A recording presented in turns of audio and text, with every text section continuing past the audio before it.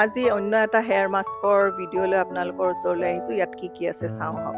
এয়া নৰসিংহ পাত, এয়া জবা ফুলৰ পাত,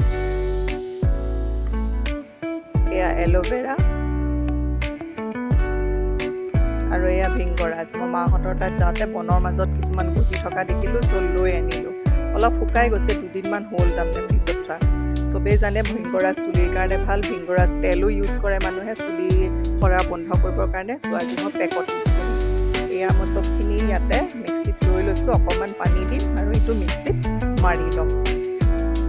এতিয়া মিক্সিত মৰাৰ পিছত অলপ জেল কনচিষ্টেঞ্চি হৈছে, যাৰ এল'ভেৰাৰ কাৰণে যিটো মইশ্চাৰ কৰি দিব মোৰ চুলিত।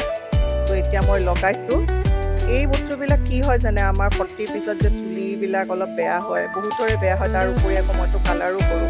সেইটো কাৰণত কি খোৱা বস্তু ভালে ৰখাৰ লগতে মাজে মাজে বাহিৰা ট্ৰিটমেণ্ট কিছুমানো দৰকাৰ। এতিয়া এনেকুৱা ধৰণৰ মাস্কবিলাকে কি কৰে, আমাৰ চুলি সৰাটো অলপমান কমাই ৰাখে, চুলিৰ মানে সেইটো ৰাখে, কি সৰাটো অলপমান কমাই ৰখাৰ উপৰি চফ্টনেছটো ৰাখে। আৰু মই কালাৰ কৰোঁ যিহেতু মোকতো দৰকাৰেই এইটো। এতিয়া মই এইটো লগালোঁ, 2 ঘণ্টামান ৰাখিম। তাৰপাছত এনেই পানীৰে ধুই দিম, ৰাতি তেল দিম আৰু তাৰ পিছদিনাখনহে শ্বেম্পু কৰিম। এই মাস্কবিলাক মাজে মাজে লগাই থাকিব। এইবিলাকে চুলিৰ অপকাৰ একো নকৰে, ভালেই কৰে। এয়া চাওক, এয়া তোমাৰ চুলি শুকাইছে ধোৱাৰ পিছত। চাওকচোন, এয়া ইমান জোৰছে টানিছোঁ, এডালো চুলি সৰা নাই। কেইদিনমানলৈ এনেকৈ থাকিলেও ভাল লাগে হয়নে? এয়া আকৌ টানিছোঁ, চাওক। ট্ৰাই কৰিব, মাজে মাজে এনেকুৱা ট্ৰিটমেণ্ট দৰকাৰ।